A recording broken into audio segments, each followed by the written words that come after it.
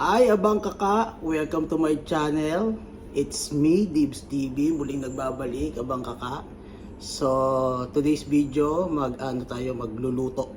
So, obvious naman, nasa kusina tayo, di ba? So, magluluto tayo. Kagagaling ko lang sa work. After ng work ko, yan, nag-market ako din. Proceed na kagad. Wala nang bihis-bihis. Mamaya na, pagka magpapahinga na lang. So, luluto muna ako. So today's video, magluluto ako ng luto episode 3 ng aking channel. So lulutuin ko ngayon is staple dish lang, yung madali lang, is adobo lang. Chicken and liver adobo. So tulad ng ginagawa ko, so may mix and plus ko muna, prepare ko muna lahat. Then after that, papakita ko sa inyo step by step kung paano ang version ko ng adobo. Okay, abang kaka, update later. Magbi-miss and plus lang ako, hiwa-hiwa. Update later, abang kaka.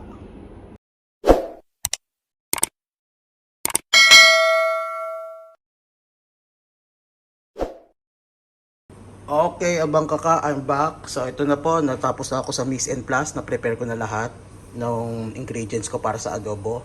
So, naghiwa na ako ng sibuyas, bawang, syempre coriander, optional lang to ha, pero syempre ako gusto ko lagi may coriander sa pinanggagarnish ko. Then pepper, salt, then sugar, then mix na yung toyo tsaka suka, then bay leaf, then chicken and liver and olive oil.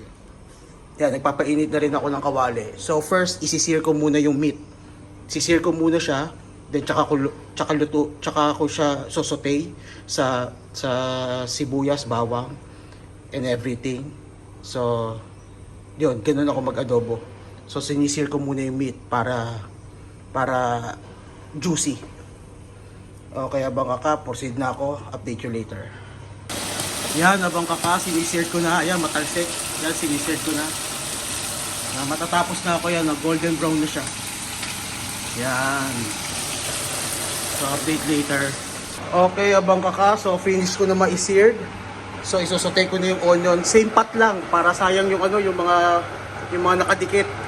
Dagdag lasa rin yan, abang kaka. So, isang pan na lang ang gamit ko. So, isi-sear ko na yan. Then, lagay yung manok. Then, lahat ng ingredients. Okay, abang kaka. Ayan, no? Golden brown na yan. Sarap na yan. So, update you later, abang kaka. So, ayan, abang kaka, no, kinakaramelize ko na yung yung onion. Lagi ako marami mag-onion kasi mura lang naman dito eh. And masarap maraming onion. Sweet kasi yan, pampa-sweet ng dish. So, ayan. So, kakaramelize ko muna yan bago ko lagay yung mga bawang and everything, lahat na. Okay, abang kaka, ayan. Okay, abang kaka, update later. So, ayan na, abang kaka, nalagay ko na rin yung bawang. So, well caramelized na yung onion. Well caramelized na. So, lalagay ko na tong sinear nating karne. Kasama yung juices niya. Yan. And then, lagay ko na yung toyo suka. Yan. And then, yung mga pampalasa. Asukal, paminta, and asin.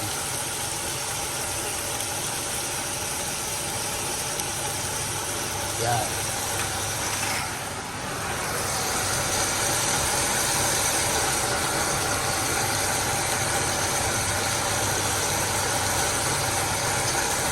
So, mga 1 minute lang bago natin haluin. Lutuin muna natin yung suka.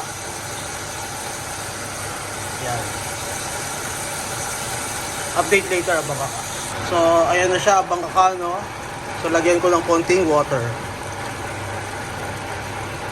Okay, sisimmer ko yan para lumambot na. Then, kain na na. Okay, update you later, abang kaka. Okay, abang kaka, yan na po yung finished product ng adobo natin. Chicken liver adobo. So, ayan po siya, abang kaka. Ang sarap. Mapapalaban na naman sa white rice si Dibs TV.